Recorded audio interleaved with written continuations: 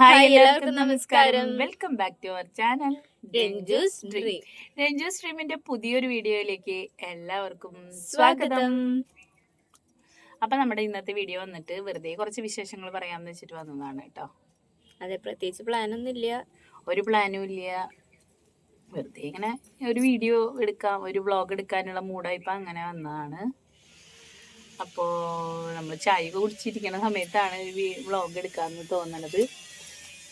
അപ്പൊ നമ്മൾക്ക് എന്താ പറയാ, നമ്മള് ഇങ്ങനെ പറയാനുള്ള കാര്യങ്ങള് എന്ന് വെച്ചിട്ടുണ്ടെങ്കിൽ നമുക്ക് തീരില്ല. പക്ഷെ എപ്പോഴും വരുമ്പോ കൺഫ്യൂഷനൊക്കെ ആണെന്ന് മാത്രമേ ഉള്ളൂ. നമുക്കൊരു തുടക്കം കിട്ടി പിന്നെ നമ്മൾ അതിങ്ങനെ പറഞ്ഞുകൊണ്ടിരിക്കുക, പറഞ്ഞ് ഇത് കംപ്ലീറ്റ് ആക്കും. പക്ഷെ നമുക്ക് ആ ഒരു തുടക്കമാണ് കിട്ടാത്തത് കേട്ടാ. അപ്പൊ ഇന്ന് നമ്മള് പറയാൻ പോണത് നമ്മുടെ മീനുവിന്റെ വിശേഷമാണ്. ഡാൻസിന്റെ നല്ല പിച്ച് കൊടുത്തു ഞാൻ. പിന്നെ എന്താ മനസ്സിലിരിപ്പോന്ന് മനസ്സിലായി. എന്താ ടോപ്പിക് എന്ന് അറിയാത്തോണ്ടാണ് ഞാൻ അങ്ങനെ. എന്നിട്ടാ നിനക്ക് എന്തിപ്പോ ഒരു വിശേഷം ഉള്ളത് എന്ന് അറിയില്ലേ നിനക്ക്? ഡാൻസിന്റെ അരങ്ങേറ്റം അതാണ് നമ്മൾ പറയാൻ പോകുന്നത്. ഞാൻ അതിന്റെ പ്രൊമോ ഷൂട്ടിന് പോയതിന്റെ വീഡിയോ എടുത്തായിരുന്നു. പക്ഷെ അത് എൻ്റെ ഫോണിലായത് കാരണം അത് അപ്ലോഡ് ആക്കാൻ പറ്റുന്നില്ല. അതുകൊണ്ടാണ് അത് ഇടാത്തത് കേട്ടോ. അപ്പോൾ ഏത് ദിവസമാണ്? ഗുരുവായൂർ വെച്ചിട്ടാണ് അരങ്ങേറ്റം. ജൂൺ 28 അരങ്ങേറ്റം. രാത്രി 8:30 അപ്പൊ എല്ലാവരും വരണം കേട്ടോ. അപ്പൊ അത് പറയാനാണ് അരങ്ങേറ്റത്തിന്. അപ്പൊ എല്ലാവരും വരിക, മീനുവിനെ അനുഗ്രഹിക്കുക.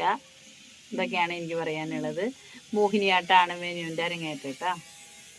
2 വർഷങ്ങൾക്ക് മുമ്പ് നമ്മൾ ഇതുപോലെ ഭരതനാട്യം അരങ്ങേറിയിരുന്നു.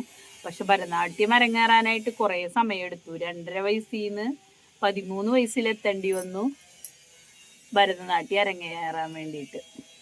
പക്ഷെ മോഹിനിയാട്ടം ഇപ്പൊ പെട്ടെന്ന് തന്നെ 2ാമത്തെ വർഷം അരങ്ങേറാൻ പോവാണ്. അപ്പൊ അതിന് നമുക്ക് ഇവിടെയും നമുക്ക് കുറച്ച് സ്ട്രഗിൾ ഒക്കെ ഉണ്ടായിരുന്നു. കുറച്ചല്ല, നല്ലോണം ഉണ്ടായിരുന്നു. 10th ആയതുകൊണ്ട് ക്ലാസ്സിന് പോകാൻ പറ്റായില്ല. 6 മാസമൊന്നും ക്ലാസ്സിന് പോയിട്ടേ ഇല്ല. അങ്ങനെ കുറെ എന്താ പറയാ, ഡെയിലി ക്ലാസ് അറ്റൻഡ് ചെയ്തുകൊണ്ടിരുന്ന, എന്ത് തിരക്കുണ്ടെങ്കിലും അവിടെ നിന്ന് ഓടി വന്ന് അറ്റൻഡ് ചെയ്തിട്ടുണ്ടായിരുന്ന ആളാണ് ഞാൻ. പക്ഷെ ഇപ്പോ അങ്ങനെ അറ്റൻഡ് ചെയ്യാൻ പറ്റിയിരുന്നില്ല. പറ്റാത്തതിന് കാരണമുണ്ട്. ഡാൻസ് ക്ലാസ്സിന്റെ അവിടെ നിന്ന് വീട് ഞങ്ങൾ ഇങ്ങോട്ട് മാറിപ്പോന്നല്ലോ. അപ്പൊ ഈ ഒരു വർഷമായിട്ട് അതിന്റെ സ്ട്രഗിളും ധാരാളം ഉണ്ടായിരുന്നു. പിന്നെ അതാണ്. അപ്പോൾ നമ്മുടെ മോഹിനിയാട്ടം എന്ന് പറഞ്ഞ കോസ്റ്റ്യൂമും സംഭവങ്ങളും എല്ലാം മാറുകയാണ്. വളയൊക്കെ നമുക്ക് കിട്ടിയായിരുന്നു കേട്ടോ. ഓരോ സെറ്റ്, ഹെഡ്സെറ്റ് എന്ന് പറയട്ടോ. നമ്മൾ ചെവിയിലേക്കണല്ല, നമ്മുടെ തലയിലുള്ള സെറ്റിങ്സിനെയാണ് ഞാൻ പറയണേ. അപ്പോൾ അത് ഒക്കെ ടീച്ചർ കയ്യിൽ കൊണ്ട് തരാമെന്ന് പറഞ്ഞിട്ടുണ്ട്. അതിലെ വള ഇന്നലെ കിട്ടിയായിരുന്നു. അപ്പോൾ വളയൊക്കെ ഒരു പുതിയ മോഡലാണ് കേട്ടോ. പിന്നെ ഇപ്പോൾ പൂവും ഒക്കെ വ്യത്യാസമായിരിക്കണു. അപ്പം അങ്ങനെ കുറേ കാര്യങ്ങളുണ്ട്. നമ്മുടെ ഭരതനാട്യത്തിൻ്റെ തന്നെ നമ്മൾ 2 പൂവ്, അങ്ങനെ 3 പൂവുണ്ടാവും. 2 വെള്ളയും ഒരു ഓറഞ്ചും. ഇപ്രാവശ്യം അതൊരു സെറ്റായിട്ട് നമുക്ക് എങ്ങനെയാണ് നമ്മുടെ തലയിൽ വെക്കേണ്ട, അങ്ങനെ ആ ഒരു റൗണ്ടിലുള്ള സെറ്റായിട്ടാണ് ഇപ്പം ഇറങ്ങണേ. അപ്പം അങ്ങനെ കുറേ വ്യത്യാസങ്ങളൊക്കെ ഈ 2 വർഷം കൊണ്ട് നമ്മുടെ ഈ ഒരു ഇതിൽ വന്നിട്ടുണ്ട്. അപ്പം നമ്മുടെ ഉണ്ണിക്കുട്ടൻ അവിടെ മൂലക്കിൽ നിന്ന് ചിരിക്കുന്നുണ്ട് കേട്ടോ. അപ്പം അതാണ് ഞങ്ങൾ ചിരിച്ചത്. ഞങ്ങളല്ല, ഞാൻ. അപ്പോൾ ടീച്ചർ എന്താണ് ഡ്രസ്സും കാര്യങ്ങളൊക്കെ സെറ്റ് ചെയ്തിട്ടുണ്ട്. അതിൻ്റെ ഡീറ്റെയിൽസൊക്കെ നമ്മൾ വഴിയിടുന്നതായിരിക്കും. പിന്നെ നമ്മളൊരു പ്രൊമോ വീഡിയോ അത് എഡിറ്റ് ചെയ്ത് കഴിഞ്ഞാൽ നമ്മൾ അപ്ലോഡ് ചെയ്യുന്നതായിരിക്കും. ഇപ്രാവശ്യം നമ്മൾ ഫ്ലെക്സ് ഒന്നും അടിക്കണില്ല. ഈ ഒരു വീഡിയോ ആണ് ഔട്ടാക്കുന്നത്. അപ്പോൾ അതൊക്കെയാണ്. അപ്പോൾ പ്രൊമോ ഷൂട്ടിന് പോയ സ്ഥലം നല്ല അടിപൊളി സ്ഥലമായിരുന്നു കേട്ടോ. നമ്മുടെ പീച്ചി ഡാമിൻ്റെ ഒരു ഭാഗമായിരുന്നു. അപ്പോൾ നല്ല അടിപൊളി വ്യൂവും കാര്യങ്ങളൊക്കെ ആയിരുന്നു. പക്ഷേ ഞങ്ങൾക്ക് ഷൂട്ട് ഞങ്ങൾ വിചാരിച്ച അത്ര നല്ല രീതിയിലേക്ക് എടുക്കാനായിട്ട് പറ്റിയില്ല. എന്താ വെച്ചിട്ടുണ്ടെങ്കിൽ നമ്മുടെ മഴ പെയ്തിട്ട് അരമണിക്കൂർ പോയി. പിന്നെ വെയിൽ ആയപ്പോഴത്തേനും നമ്മുടെ ഷൂട്ടിങ്ങിൻ്റെ ക്ലാരിറ്റി കുറയുമല്ലോ. നമ്മൾ എന്താ പറയുക, ഫോട്ടോ എടുക്കുമ്പം മുഖത്തേക്ക് ഒരു ഷെയ്ഡും കാര്യങ്ങളൊക്കെ വരില്ലേ. അപ്പം അതുകൊണ്ട് അങ്ങനെ കുറച്ച് സംഭവങ്ങളൊക്കെ ഉണ്ടായിട്ടുണ്ട്. എന്നാലും കുഴപ്പമില്ലാത്ത രീതിയിൽ വീഡിയോസൊക്കെ കിട്ടിയിട്ടുണ്ട് എന്നാണ് ടീച്ചറും ക്യാമറാമാൻ ആ ചേട്ടനൊക്കെ പറഞ്ഞു കേട്ടോ. അപ്പം അങ്ങനെയൊക്കെയാണ് പിന്നെ കാര്യങ്ങൾ. പിന്നെന്താണ് പറയാനുള്ളത്? പിന്നെ നമ്മുടെ വീഡിയോയിൽ വന്ന് നെഗറ്റീവ് കമൻറ്റ് ഇടുന്നവരോട് പ്രത്യേകിച്ചൊന്നും നമുക്ക് പറയാനില്ല. കാരണം ഞങ്ങൾ ഞങ്ങളുടേതായതാണ് പറയുന്നത്. അതെ. അത് മറ്റുള്ളവർക്ക് നുണയായിട്ട് തോന്നാം. നമ്മൾ പറയണതൊക്കെ മറ്റുള്ളവർ വിശ്വസിച്ചോണമെന്ന് ഒരു നിർബന്ധവും. അപ്പം വിശ്വസിക്കണമെന്ന് ഞങ്ങൾക്ക് ഒട്ടും നിർബന്ധമില്ല. നമ്മളാരെയും വിശ്വസിപ്പിക്കാനും പോണില്ല, ഒന്നിനും പോണില്ല. നമ്മള് നമ്മുടെ കാര്യം നോക്കി നമ്മുടെ ജീവിക്കണം. ഇഷ്ടത്തിന് നമുക്ക് ജീവിക്കണം. ഇനിയിപ്പോൾ എനിക്ക് എൻ്റെ ആങ്ങളെ ഉണ്ടെന്നോ പെങ്ങളുണ്ടെന്നോ ചേട്ടനുണ്ടെന്നോ ചേച്ചി ഉണ്ടെന്നോ ഞാൻ എന്നോ അത് കളഞ്ഞു പോയതാണ്. ആ അധ്യായം എനിക്ക് താല്പര്യമില്ല. എനിക്കല്ലാതെ ഒരു നാണക്കേടിൻ്റെ ആവശ്യമില്ല. ഞാൻ അവരെ എൻ്റെ ബന്ധുക്കളായിട്ട് കൂട്ടിയിട്ടേ ഇല്ല. പിന്നെയല്ലേ ഇപ്പോൾ അവരെക്കുറിച്ച് ചിന്തിക്കുകയും പറയുകയൊക്കെ ചെയ്യേണ്ടത്. ഇത് കമൻറ്റ് വന്നുകൊണ്ട് മാത്രം പറഞ്ഞതാണ്. എൻ്റെ അച്ഛനെക്കുറിച്ച് എനിക്ക് എപ്പോൾ വേണമെങ്കിലും പറയാം. എൻ്റെ അച്ഛൻ്റെ കാര്യത്തിൽ എന്താണ്, എൻ്റെ അച്ഛൻ ലാസ്റ്റ് ഇപ്പം ആ ഒരു ടെൻഷനിലാണ്. എൻ്റെ അച്ഛന് ക്യാൻസർ വന്നു എന്നുള്ള ഒരു ടെൻഷനിലാണ് അച്ഛൻ വിഷം എടുത്ത് കഴിച്ചത്. അതും വിഷം കഴിച്ചിരുന്നുമില്ല.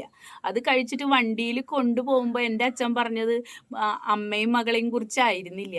എന്തോ ഒരു പരിപാടി ഫംഗ്ഷൻ നടത്തില്ല എന്നാണ് പറഞ്ഞിരുന്നതെന്ന് അത് കൊണ്ടുപോയ ആൾക്കാർക്കും അറിയാം, ദൈവത്തിനും അറിയാം, ഈ ആൾക്കാരും കേട്ടിരിക്കണ കാര്യമാണ്. എൻ്റെ അച്ഛൻ അങ്ങനെ വിഷം എടുത്ത് കഴിച്ചത് എന്തിനാ? ക്യാൻസർ വന്നിട്ട് വേദന തിന്ന് ജീവിക്കാൻ പറ്റാണ്ടാണ്. അത് കഴിഞ്ഞ് ഞാൻ ഉടനടി ആശുപത്രിയിൽ അപ്പം തന്നെ ഓടി എത്തിയപ്പോൾ എൻ്റെ അച്ഛൻ പറഞ്ഞത്, ഞാൻ തിന്നിട്ടൊന്നുമില്ല കുട്ടിയെ, ഞാൻ വെറുതെ ചുണ്ടിലെടുത്ത് തേച്ചിട്ടേ ഉള്ളൂ എന്നാണ് പറഞ്ഞത്. എന്നിട്ട് അച്ഛമ്മയെ പേടിപ്പിക്കാനും ചെയ്തതാണ്. അവർ ചില ആൾക്കാരെ വിളിച്ചു പറയാൻ ചെയ്തതാണെന്ന് എൻ്റെ അച്ഛൻ പറഞ്ഞതാ. എൻ്റെ തലയ്ക്ക് മുകളിൽ മരിച്ചു പോയി നിൽക്കണ അച്ഛനെ കുറിച്ച് ഞാൻ ഒരിക്കലും നുണ പറയില്ല. പിന്നെ എൻ്റെ അച്ഛൻ മരിക്കാൻ പോകുമ്പോൾ മോള് നോക്കാഞ്ഞിട്ടാണോ ഭാര്യ നോക്കാഞ്ഞിട്ടാണോ എന്നല്ല പറഞ്ഞത്. അച്ഛൻ ഒരു ഫംഗ്ഷൻ നടത്തില്ല, എൻ്റെ വീട്ടിൽ നടത്തില്ല എന്ന് പറഞ്ഞിട്ടാണ് എൻ്റെ അച്ഛൻ ആശുപത്രിയിലേക്ക് പോയത്. അത് കൊണ്ടുപോയ ആ വ്യക്തിക്കും അറിയാം. ഒരാളുടെ പേര് പറയാനും ഒന്നും ആഗ്രഹിക്കുന്നില്ല. അവരിങ്ങനെ ഒരു കമൻ്റ് ഇട്ടിട്ട് ഞങ്ങളുടെ കുറച്ച് പേര് ആൾക്കാരൊക്കെ കണ്ടിരുന്നു. അതുകൊണ്ട് മാത്രം പറയണതാണ്. എൻ്റെ അച്ഛൻ കഴിച്ചത് ആ വേദന മറക്കാൻ വേണ്ടിയിട്ടാണ്. എൻ്റെ അച്ഛൻ ഒരുപാട് വേദന നിന്ന് കരഞ്ഞിട്ടുണ്ട്. അപ്പം എൻ്റെ അച്ഛൻ പറഞ്ഞിരുന്നു, തൊട്ട് താഴെ ഒരു വീട്ടിൽ ഇതേപോലെ ഒരു അച്ഛന് ഈ അസുഖം വന്നിട്ട് പുലർച്ചെയും പാതിരയ്ക്കൊക്കെ കിടന്ന് കരയുമായിരുന്നു. അപ്പം അച്ഛൻ എപ്പോഴും ആ വ്യക്തിയുടെ പേര് പറഞ്ഞിട്ട് പറയും, വെറുതെ അല്ല ആള് കരഞ്ഞിരുന്നത്, എല്ല് പൊളിയണ വേദനയാണ് എന്ന് എൻ്റെ അച്ഛനെ എപ്പോഴും പറയുമായിരുന്നു. എൻ്റെ അച്ഛൻ കരയണില്ലായിരുന്നു എന്ന് മാത്രമേ ഉള്ളൂ. എൻ്റെ അച്ഛൻ ലാസ്റ്റ് മൊമെൻ്റ് വരെയും നടന്നിരുന്നു. ആ നടന്നിരുന്നത് എന്താണെന്ന് വെച്ചാൽ അച്ഛൻ അങ്ങനെ കെടുക്കാൻ ഇഷ്ടമില്ലാത്തതുകൊണ്ടും അച്ഛൻ്റെ വേദന ആരോടും പറഞ്ഞിരുന്നില്ല. മനസ്സിലായിട്ടുണ്ടാ? പിന്നെ അതുമാത്രമല്ല, എൻ്റെ അച്ഛനെ ഇത് വന്നിട്ട് എൻ്റെ അച്ഛന് മാറിയതാ 24 കീമോ 14 റേഡിയേഷനും അങ്ങനെ 30 എണ്ണം എടുത്തിട്ട് എൻ്റെ അച്ഛനത് കുറഞ്ഞതാണ്. കഴുത്തിലെ മുഴയൊക്കെ പോയതാണ്. അന്നനാളത്തിലായിരുന്നു, കഴുത്തിലെ മുഴയൊക്കെ പോയതാ. പിന്നെ എൻ്റെ അച്ഛന് ഒരു ചെറിയൊരു കാരണം കൊണ്ട് ടെൻഷൻ വന്നു. അത് എൻ്റെ അച്ഛനെ അടുത്തറിയാവുന്നവർക്കും എല്ലാവർക്കും അറിയാം ആ ടെൻഷൻ എന്താന്ന്. പക്ഷെ ഇന്ന് ഞാനതൊന്നും പറയാൻ ആഗ്രഹിക്കുന്നില്ല. അപ്പോൾ അന്ന് എൻ്റെ അച്ഛൻ ലാസ്റ്റ് ആ ഒരു ടെൻഷൻ വന്നപ്പോൾ അച്ഛൻ ചോദിച്ചു, ഇനി എന്തിനാ ജീവിക്കണേന്ന് ചോദിച്ചിട്ടാണ് അച്ഛൻ വീണ്ടും ഷാപ്പിൽ കറി വയ്ക്കാൻ പോകുമ്പോൾ കള്ള് കുടിച്ചു തുടങ്ങി. അപ്പം കള്ള് കുടിച്ചു കഴിഞ്ഞിട്ടുണ്ടെങ്കിൽ ശരീരത്തിനൊരു തണുപ്പാണല്ലോ. അപ്പോൾ ആ ഷാപ്പിലെ ചേട്ടൻ നല്ല ഒരാളായതുകൊണ്ടും അച്ഛൻ്റെ അടുത്ത ഫ്രണ്ട് ആയതുകൊണ്ടും ഇങ്ങനെ ഉണ്ടാക്കണ കള്ളല്ല, തെങ്ങ് ചത്തുന്ന കള്ളാണ് അച്ഛന് കൊടുത്തിരുന്നത്. അപ്പോൾ ആ കള്ള് കുടിക്കുമ്പോൾ തണുപ്പായതുകൊണ്ട് അച്ഛൻ എപ്പോഴും ഇങ്ങനെ ഇങ്ങനെ കൊടയും. കൊടയുക എന്ന് പറഞ്ഞാൽ എന്ത് പറയുന്നത് എനിക്കറിയില്ല. കൊടയുക എന്ന് പറഞ്ഞാൽ ഇങ്ങനെ പനിക്കുന്നതിന് അങ്ങനെ ഒരിത് എപ്പോഴും ആ ഒരു ഫീല് മുമ്പേ ഉണ്ടായിരുന്നു കേട്ടോ. അപ്പോൾ ഈ കള്ളു കുടിക്കുന്നതുകൊണ്ടാണ് അത് ഉള്ളതെന്ന് വിചാരിച്ചിട്ട് അങ്ങനെ ഇരുന്നപ്പോഴാണ് അച്ഛന് ന്യൂമോണിയ ആയത്. ന്യൂമോണിയ ആയപ്പോൾ എൻ്റെ അച്ഛൻ ലാസ്റ്റ് പോകാനുള്ള കാരണവും ഞാനും മക്കളാണെന്ന് ഇന്നും അവിടെ ജീവിച്ചിരിക്കുന്നവരോട് ചോദിച്ചാൽ മനസ്സിലാവും.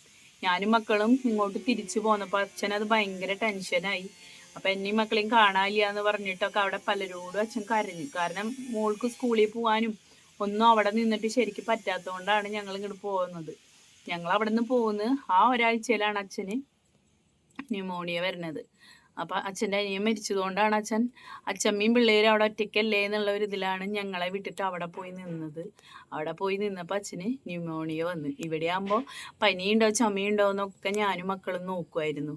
ആ വയ്യാതെയാവുന്ന ആഴ്ച അച്ഛൻ അവിടെയായിരുന്നു. എന്നിട്ട് ഞാനിവിടുന്ന് പോയിട്ട് ചെന്നപ്പോഴാണ് അച്ഛന് പനിയുണ്ടെന്ന് അറിയണതും. അന്ന് വൈകിട്ട് നിർബന്ധിച്ച് അച്ഛനെ അങ്ങനെ പനിയെന്ന് പറഞ്ഞപ്പോൾ ഡോക്ടറെ അടുത്ത് കൊണ്ടുപോയത് ഞങ്ങൾ.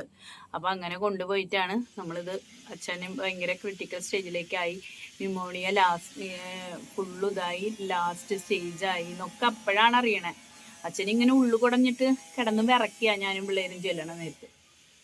അപ്പൊ ഇതിലൊന്നും നമുക്ക് ഒരു നുണയും പറയേണ്ട കാര്യമില്ല, നമ്മൾ നുണയിട്ട് പറയൂല. പിന്നെ നമ്മള് നമ്മുടെ കുടുംബ പ്രശ്നം പറഞ്ഞ് എന്റെ ചാനലിൽ വെക്കാൻ ആഗ്രഹം ഇല്ലാത്തതുകൊണ്ടാണ് ഞാൻ ആ കമന്റ് ഒക്കെ ഡിലീറ്റ് ചെയ്ത് കളയണേ.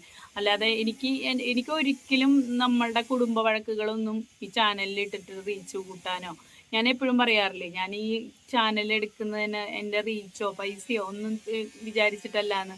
അതുകൊണ്ട് അങ്ങനെ നമ്മുടെ കുടുംബ പ്രശ്നമൊക്കെ പുറത്തു വന്ന് വിളമ്പി റീച്ച് കൂട്ടി അങ്ങനെ ഒരു പൈസ ഉണ്ടാക്കണതിനോട് എനിക്കൊരു താല്പര്യം ഇല്ലാത്ത വ്യക്തിയാണ്. അതുകൊണ്ട് മാത്രമാണ് നമ്മൾ അവരുടെ കമൻസ് ഒക്കെ കാണുമ്പോൾ ഡിലീറ്റ് ചെയ്ത് കളയണേ. എന്നോട് ചോദിച്ച കുറേ പേരുണ്ടല്ലോ, അപ്പോൾ ചേച്ചിമാർക്ക് അറിയാം എന്നോട് ചോദിച്ചത്. അപ്പം അവർക്ക് വേണ്ടിയിട്ടാണ് ഞാൻ ഇതിൽ പറയണേ. അപ്പം അതുകൊണ്ടാണ്, അല്ലാതെ എനിക്ക് ഒരാളെയും പേടിയില്ല. ഞാൻ എന്തിനു പേടിക്കണം? ഞാൻ എന്തിനാ പേടിക്കേണ്ടത്? പിന്നെ ബന്ധുക്കൾ എന്ന് പറയാൻ ഈ രണ്ട് വീട്ടുകാരാണ്. അവരെ ഞാൻ എൻ്റെ ബന്ധുക്കളായിട്ട് കൂട്ടിയിട്ടില്ല. എൻ്റെ അച്ഛൻ്റെ 41 കഴിഞ്ഞ് വരുമ്പോൾ ഞാൻ അവരെ ബന്ധുക്കളായിട്ട് കൂട്ടിയിട്ടുമില്ല. അവരെക്കുറിച്ച് ഞാനൊരിക്കലും ചിന്തിക്കാറില്ല, പക്ഷെ അവരെന്നെ കുറിച്ച് ചിന്തിക്കാറുണ്ട്. അതുകൊണ്ടാണല്ലോ അങ്ങനെ അതൊക്കെ വീണ്ടും പറഞ്ഞ് നമ്മുടെ പുറകെ വരുന്നത്. നമ്മൾ അവരുടെ പുറകെ ഒരു കാര്യവും പറഞ്ഞു പോയിട്ടില്ല. അവരാണ് നമ്മളുടെ ഓരോ വീഡിയോസിൻ്റെ അടിയിൽ വന്നിട്ട് ഓരോന്ന് പറഞ്ഞു പോണത്. അല്ലാതെ ഞാൻ അവരെക്കുറിച്ച് എവിടെയൊന്നും പറഞ്ഞിട്ടില്ല, എനിക്ക് പറയേണ്ട കാര്യമില്ല. പലരും ചോദിക്കുമ്പോൾ എനിക്ക് ആ വിഷയം പറയാൻ താല്പര്യമില്ല എന്നാണ് ഞാൻ എപ്പോഴും പറയുന്നത്. എൻ്റെ അമ്മ തന്നെ എന്തെങ്കിലും പറയുമ്പോൾ നിങ്ങൾക്ക് എന്താ വേറെ വല്ല പറഞ്ഞൂടെ എന്ന് തന്നെ ഞാൻ എപ്പോഴും പറയണതാണ്. ഇത് സോഷ്യൽ മീഡിയ പ്ലാറ്റ്ഫോമിൽ വന്ന് നിന്ന് കുടുംബ പ്രശ്നം പറയാൻ ഒരു താല്പര്യവുമില്ല. പക്ഷെ അവരാണ് എൻ്റെ വീഡിയോയുടെ അടിയിൽ വന്നിട്ട് ഇങ്ങനെ ഓരോന്ന് വലിച്ചു നീട്ടിക്കൊണ്ടിരിക്കണത്. അപ്പൊ നമ്മളത് നമുക്ക് ആ ഒരു കമന്റിന്റെയോ ഇതിന്റെയോ കാര്യമില്ലാത്തതുകൊണ്ടാണ് നമുക്കതിന്റെ ആവശ്യമില്ല. നമുക്ക് അങ്ങനെ ഒരു ആൾക്കാരുടെ ആവശ്യമില്ല. അങ്ങനെ ഒരു ആൾക്കാരെ കുറിച്ച് നമ്മൾ ചിന്തിക്കണില്ല. പിന്നെ എന്തിനാ അതിന്റെ പുറകെ പോയി ഞാൻ അവരുടെ ഇതിനൊക്കെ മറുപടി പറയാൻ പോണം? എൻ്റെ സത്യം എന്താണെന്ന് ദൈവത്തിനറിയാം. പിന്നെ ഞങ്ങൾ ഈ വീട് വാങ്ങിയിട്ടുണ്ടെങ്കിൽ ഈ വീട് എങ്ങനെ വാങ്ങി എന്നുള്ളതും അതിന്റെ ഫുൾ പൈസ എവിടെ നിന്ന് ഉണ്ടായി എന്നുള്ളതിനും ഞങ്ങൾക്ക് വ്യക്തമായ തെളിവുകളുണ്ട്. മാന്യമായ കാശാണ്. ഒരാളുടെ പൈസ കൊണ്ട് ഞാൻ ഇന്ന് വരെ ജീവിച്ചിട്ടില്ല. അല്ലെങ്കിൽ രഞ്ജുഷയ്ക്ക് ആരെങ്കിലും പൈസ തന്നു എന്ന് പറഞ്ഞിട്ട് ഒരു തെളിവ് കൊണ്ടുപോയോ? എൻ്റെ ഈ വീട് വാങ്ങിയതിൻ്റെ പൈസ എങ്ങനെയാണെന്ന് എനിക്ക് കാണിക്കാൻ അറിയാം. പിന്നെ നമ്മൾ ഈ കാര്യം ഇവിടെ പറയാതെ എപ്പോഴും വിട്ട് പോണോണ്ടാണ് ഈ കമന്റ് ഇടുന്നവർക്ക് എപ്പോഴും വീണ്ടും ഇത് ഇടാനുള്ളൊരിത്. കാരണം നമ്മളിത് പറയാതെ നമ്മള് റിപ്ലൈ കൊടുക്കാതെ ഡിലീറ്റ് ചെയ്ത് പോകുമ്പോ അവരുടെ വിചാരം നമ്മള് ഭയന്ന് അങ്ങനെയൊക്കെയാണ്. അപ്പൊ ഇത് നമ്മൾ പറഞ്ഞില്ല എന്ന് വെച്ചിട്ടുണ്ടെങ്കിൽ ഇത് ഇനിയും തുടർന്നുകൊണ്ടിരിക്കും. നമ്മളെ സ്നേഹിക്കുന്ന ആൾക്കാർ അതിനെ പറ്റി അന്വേഷിച്ചുകൊണ്ടിരിക്കും. അപ്പൊ അതുകൊണ്ടാണ് നമ്മൾ ഇതിവിടെ പറയണത് കേട്ടാ. ഇപ്പൊ കുറച്ച് പേരൊക്കെ എന്നോട് ചോദിച്ചതായിട്ട് ഞാൻ മുമ്പ് വീഡിയോയിൽ പറഞ്ഞിരുന്നില്ല. അപ്പൊ ഞാൻ പിന്നെ ഇടയിലൊന്നും പറയണ്ടെന്ന് വെച്ചിട്ട് അങ്ങനെ വിട്ട് കളഞ്ഞ. എനിക്ക് നമ്മളവരെ കുറിച്ച് ബോധറിയണില്ല, അവരെ കുറിച്ച് ചിന്തിക്കണില്ല, അവരുടെ ഒരു കാര്യം അന്വേഷിക്കണില്ല. അവരാണ് നമ്മുടെ വീഡിയോന്റെ പുറകിൽ വന്നിട്ട് നമ്മളുടെ അതുകൾ നോക്കുന്നതും നമ്മുടെ കാര്യങ്ങൾ നോക്കുന്നതെല്ലാം. അതെ, ആവശ്യങ്ങൾക്ക് മാത്രം നമ്മളെ ഫോളോ ചെയ്യുക. അത് കഴിഞ്ഞാൽ പിന്നെ ബ്ലോക്ക് ചെയ്ത് പോവുക. അങ്ങനത്തെ പരിപാടിയൊന്നും നമ്മള് ചെയ്യാനും പോണില്ല, നമുക്ക് അതിന്റെ ആവശ്യമില്ല. ഇടയിൽ ഞാൻ പ്രഗ്നന്റ് ആയിരുന്നു, അപ്പൊ വന്ന് നോക്കിയായിരുന്നു. അത് ചെറിയ ഹെൽത്ത് ഇഷ്യൂ ഉള്ള കാരണം ഞാനത് വേണ്ടാന്ന് വെച്ചു. അപ്പൊ ആ ഒരു പോസ്റ്റ് എന്റെ നോക്കാത്ത കുടുംബക്കാരില്ല. അപ്പൊ എന്റെ ബന്ധുക്കളല്ല എന്ന് പറഞ്ഞ ആൾക്കാർ വരെ അത് നോക്കിയിരിക്കണു. ഞാൻ അടുത്ത പ്രഗ്നൻസി വരുമ്പോ ഞാൻ വ്യക്തമായിട്ട് നല്ല ക്ലിയർ ആവുമ്പോഴേ ഞാൻ അത് ഇടുള്ളൂ കേട്ടാ. അപ്പൊ പ്രഗ്നന്റ് ആയതൊക്കെ നോക്കാൻ ഒരുപാട് പേര് വന്നേക്കണു. അതുവരെ നോക്കാത്ത എന്റെ കുടുംബക്കാരെന്ന് പറയുന്നവർ, ഞാനവരെ കുടുംബക്കാരായിട്ട് കാണുന്നില്ല, ആ കുടുംബക്കാരാണെന്ന് വിശേഷിപ്പിക്കുന്നവര് പിന്നെ 2 വീട്ടുകാരുടെ വീട്ടിലത്തെ കാര്യങ്ങളെ പറയാത്തുള്ളൂ. അതുകൊണ്ട് നമുക്ക് നഷ്ടമൊന്നുമില്ല, ലാഭേ ഉള്ളൂ. നമുക്ക് ബാക്കി എല്ലായിടത്തും നമ്മൾ പോണുണ്ട്. നമ്മളെ വേണ്ടവര് നമ്മളെ വിളിക്കുന്നുണ്ട്, നമ്മള് പോണുണ്ട്. അതിപ്പോ ആ 2 വീട്ടുകാരെയും ഞാൻ എൻ്റെ കുടുംബമായിട്ട് കരുതിയിട്ടേ ഇല്ല. ആ 2 വീട്ടുകാരുടെ വഴിക്ക് പൊക്കോട്ടെ. അവരെ നമ്മൾ കുടുംബാക്കി കരുതിയിട്ടുണ്ടെങ്കിലല്ലേ പിന്നെ നമുക്ക് അവർക്കൊന്നും കൊടുക്കാനില്ല, ഞാൻ അവർക്കൊന്നും കൊടുക്കാനില്ല, എനിക്കും അവരൊന്നും തരാനില്ല. പിന്നെ എന്തിനാണ്? പിന്നെ എനിക്ക് 1.5 പവൻ തന്നു എന്നൊക്കെ പറയുന്നുണ്ട്. ആ 1.5 പവന്റെ കഥ പറയണ്ട. 6 ഗ്രാമാണ് തന്നത്. ദൈവത്തിനും അറിയാം അത് തന്ന ആൾക്കാർ ഇന്ന് ജീവിച്ചിരിപ്പില്ല. അതുകൊണ്ട് അവർക്ക് പറയാൻ പറ്റില്ലല്ലോ. എനിക്ക് തന്നത് 6 ഗ്രാമാണ്. 1.5 പവൻ ആരും തന്നിട്ടൊന്നുമില്ല. എനിക്ക് തന്ന 1.5 പവന്റെ കഥ പറയുകയാണെങ്കിൽ. അപ്പൊ നമ്മള് ഈ കാര്യങ്ങളൊക്കെ പറഞ്ഞ് നമ്മൾ ഈ ചാപ്റ്റർ ഇവിടെ ക്ലോസ് ആണ്. ഇനി അവര് ഇതിന്റെ വേടിയിൽ എന്ത് വന്ന് ഇട്ടാലും നോ പ്രോബ്ലം. അതെ, ഞങ്ങൾക്ക് അവരെ കുറിച്ച് ചിന്തിക്കാനും പറയാനും നേരില്ല. എന്തിനാണ് നമ്മൾ ചീഞ്ഞ വല്ലതിനും നമ്മൾ കാത്തു വയ്ക്കുവോ? ഇല്ല. ആ ചീഞ്ഞതിനെ ചീഞ്ഞ വഴിക്ക് വിടുക ചെയ്യുക. അപ്പൊ ഞങ്ങളെ ചീഞ്ഞതിനെ അങ്ങോട്ട് കളഞ്ഞിട്ടാണ് വന്നത്. പിന്നെ ചിലര് ചീഞ്ഞതിനെ സൂക്ഷിച്ചു വെക്കണത് അത് അവരുടെ മഹാത്മ്യം. അത്രേ ഉള്ളൂ. അപ്പൊ ഇതാണ് നമ്മുടെ ഇന്നത്തെ വീഡിയോ കേട്ടോ. ഇങ്ങനെ ഞങ്ങള് മുമ്പ് ഒരാളെ കുറിച്ച് ഇങ്ങനത്തെ കാര്യങ്ങളൊന്നും പറയാറില്ലല്ലോ, താല്പര്യമില്ലാത്തതുകൊണ്ടാണ്. ഇപ്പൊ ആ ഒരു ഇതിന്റെ വീഡിയോ ആണ് ഇത്തിരി ഇതായിട്ട് പറഞ്ഞിരിക്കുന്നത് നമ്മള്, മാർക്ക് ലിസ്റ്റിന്റെ വീഡിയോ. അപ്പൊ അത് കഴിഞ്ഞ് ഇതിപ്പോ നമ്മുടെ അതിന് ശേഷം പറഞ്ഞ അതൊക്കെ നമ്മൾ ഇത് പറയാതെ വെച്ചിട്ടൊരു കാര്യമില്ല. നമ്മള് ഇതോടുകൂടി നമ്മള് അവരെ കുറിച്ച് ഓർക്കണില്ല, മാർക്ക് ലിസ്റ്റുകാരെ ആലോചിക്കുന്നില്ല, മറ്റവരെ ആലോചിക്കുന്നില്ല, ആരെയും ആലോചിക്കുന്നില്ല കേട്ടോ. ഇത് ഞങ്ങളുടെ പുറകെ വരണ്ട. എത്രയോ കാര്യങ്ങൾ ചെയ്യാൻ കിടക്കണു, അത് അന്വേഷിക്കുകയും അത് ചെയ്യുകയും ചെയ്തോളൂ. ഞങ്ങള് പാവങ്ങള് വഴി വിട്ട് നടക്കുന്നവര് അവരുടെ പിന്നിലൊക്കെ വരേണ്ട കാര്യമുണ്ടോ? നല്ലവർക്ക് വരേണ്ട കാര്യമില്ല. വല്ലവന്റെ കാര്യത്തിൽ എത്തി നോക്കിയിട്ട് എന്ത് സുഖാ കിട്ടണേന്ന് മനസ്സിലാവണില്ല കേട്ടാ. അപ്പൊ അങ്ങനെയൊക്കെയാണ് നമ്മുടെ കാര്യങ്ങള്. അപ്പൊ ഇന്ന് ഇത് പറയണം എന്ന് തോന്നി, അങ്ങനെ നമ്മളത് ഇത് പറയാനൊന്നല്ല വന്നത്, വേറെ എന്തൊക്കെയോ പറയാൻ വന്നത് ഇതൊക്കെ പറഞ്ഞു. ഇന്ന് ഇത് പറയാനേ അല്ല വന്നത്. ഇന്ന് ഡാൻസ് പിന്നെ അങ്ങനത്തെ കുറെ കാര്യങ്ങളൊക്കെ പറയാൻ വന്നത്. അപ്പൊ അതൊക്കെ പോയി ഇതിലെത്തി.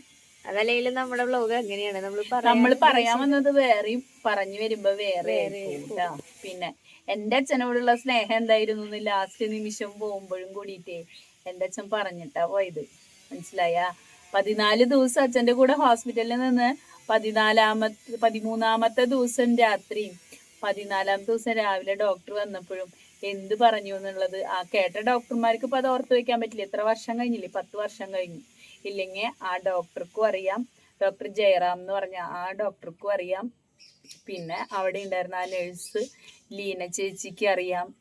പിന്നെ ഞങ്ങളുടെ അപ്പുറത്ത് കിടന്നിട്ടുണ്ടായിരുന്ന പേഷ്യൻസ് ഉണ്ട്, അവർക്കൊക്കെ അറിയാം. അവരൊക്കെ ആയിട്ട് ഞാനിപ്പോൾ അടുത്ത് വരെയും കോണ്ടാക്ട് ഉണ്ടായിരുന്നവരാട്ടാ. അവർക്കൊക്കെ അറിയാം എൻ്റെ അച്ഛൻ എന്താണ് ലാസ്റ്റായിട്ട് പറഞ്ഞതെന്ന്. അപ്പോൾ മോളെ വേണ്ടാന്നാണോ, മോള് നോക്കിയില്ല എന്നാണോ എന്ന് പറഞ്ഞതെന്നൊക്കെ അവിടെയുള്ള ഞങ്ങളുടെ അടുത്ത് കിടന്നവർക്കൊക്കെ അറിയാം. പിന്നെ അവരെയൊന്നും വിളിച്ചു കൊടുത്തിട്ട് നമുക്ക് ആരുടെ മുന്നിലും ഇതാക്കേണ്ട കാര്യമില്ല. എൻ്റെ അച്ഛൻ്റെ കൂടെ അടുത്തുണ്ടായിരുന്ന ബെഡിലെ 3 പേഷ്യൻസ് ആണ് പോയത്. ഒരു രമേശേട്ടൻ, ഒരു അച്ഛൻ ഉണ്ടായിരുന്നു, വേറൊരു ചേച്ചി. ബാക്കിയുള്ള പേഷ്യൻസൊക്കെ ഇപ്പോഴും ക്യാൻസറിൽ നിന്ന് സർവൈവ് ചെയ്തിട്ട് ജീവിച്ചിരിപ്പുണ്ട് കേട്ടോ. ഞങ്ങളുടെ ആ വാർഡിലുണ്ടായിരുന്ന 6 പേഷ്യൻറ്റിലെ. അപ്പം അതൊന്നും നമുക്ക് ഇവിടെ പറഞ്ഞ് ബോധിപ്പിക്കേണ്ട കാര്യം ആരുമില്ല, ദൈവത്തിനും അറിയാം. അവരായിട്ടിപ്പോൾ ഈ ലാസ്റ്റ് എൻ്റെ ഫോൺ ഡിസംബറിൽ വെള്ളത്തിൽ പോകുന്ന വരെ ഞാൻ കോണ്ടാക്റ്റ് ഉണ്ടായിരുന്നു. ആ ഫോണ് വെള്ളത്തിൽ വീണോടുകൂടി എൻ്റെ നമ്പേഴ്സൊക്കെ പോയി. പിന്നെ അവരും ഇങ്ങോട്ട് കോണ്ടാക്ട് ചെയ്യാൻ ശ്രമിച്ചിട്ടില്ല, കാരണം അവരൊക്കെ സാധാ ഫോണുള്ള വയസ്സായ ആൾക്കാരാണ്. അപ്പോൾ അവർ നമ്മളെ കോണ്ടാക്ട് ചെയ്യാൻ ശ്രമിച്ചിട്ടില്ല. ഞാനാണ് അങ്ങോട്ട് വിളിക്കലും സംസാരിക്കലൊക്കെ ഉണ്ടായിരുന്നത്. അപ്പോൾ അവരെ ഒന്നും നമ്മൾ മറന്നിട്ടില്ല. ഒരു അജിച്ചേട്ടൻ, അശോകേട്ടനും ആളുടെ ഭാര്യ, അങ്ങനെ അവരൊക്കെ. അപ്പോൾ അവരെയൊക്കെ ഇപ്പോഴും നമ്മൾ കോണ്ടാക്റ്റും കാര്യങ്ങളൊക്കെ ഉണ്ടായിരുന്നു. ഇപ്പോൾ ഒരു 5 മാസം കഴിഞ്ഞു, ഇപ്പോൾ കോണ്ടാക്റ്റ് ഇല്ലാതെ കേട്ടാ. അതുവരെയും അവർ രക്ഷപ്പെട്ടിട്ട് അവർക്കൊക്കെ ഫസ്റ്റ് സ്റ്റേജ് ആയിരുന്നു. പിന്നെ ലേഡീസ് ആകുമ്പോൾ കുറച്ചും കൂടി ശ്രദ്ധിക്കും, ആണുങ്ങളാകുമ്പോൾ ശ്രദ്ധിക്കില്ല. എൻ്റെ അച്ഛന് വീണ്ടും ഇത് വരാനുള്ള കാരണവും എല്ലാം എൻ്റെ അച്ഛൻ അറിയുന്ന എൻ്റെ അച്ഛൻ്റെ അടുത്ത സുഹൃത്തുക്കൾക്കും നന്നായിട്ട് അറിയാം. ഇത് എന്തുകൊണ്ടാണ് അച്ഛൻ വീണ്ടും വന്നത്, അച്ഛൻ എന്തിനാണ് ടെൻഷൻ അടിച്ചത് എന്നൊക്കെ അറിയാം. അപ്പോൾ അത് നമുക്ക് ആരെയും ബോധിപ്പിക്കേണ്ട കാര്യമില്ല. ഇനി നമ്മൾ ആരെയും ബോധിപ്പിക്കാനും വരുന്നില്ല, നമുക്കതിൻ്റെ ആവശ്യവും. ദൈവം എന്ന് പറഞ്ഞ ഒരാൾ മുകളിലുണ്ട്. ഞാൻ ഉണ്ടാക്കിയിട്ടുള്ള ഓരോ പൈസയും എത്ര കഷ്ടപ്പെട്ടിട്ടാണെന്ന് എനിക്കും അറിയാം, ദൈവത്തിനും അറിയാം. ഇന്നും ഞാൻ ആ ദൈവത്തിൽ തന്നെ സമർപ്പിക്കുന്നുള്ളൂ, മനസ്സിലായ? അതുകൊണ്ട് നമുക്ക് അതിലൊരു പേടിയുമില്ല. അതിൽ ദൈവം നമുക്ക് ഉയർച്ച തന്നെ തന്നിട്ടുള്ളൂ. ഇപ്പോഴും പറയണു, ഞാൻ ദൈവത്തിൽ വിശ്വസിക്കുന്നു. ആ ദൈവം തന്നെയാണ് നമ്മളെ എവിടെയും എത്തിക്കുന്നത്. അപ്പോൾ അടുത്തൊരു വീഡിയോയിൽ വീണ്ടും കാണാം. അതുവരേക്കും take care and bye bye. ഞാൻ കരഞ്ഞില്ല കേട്ടാ.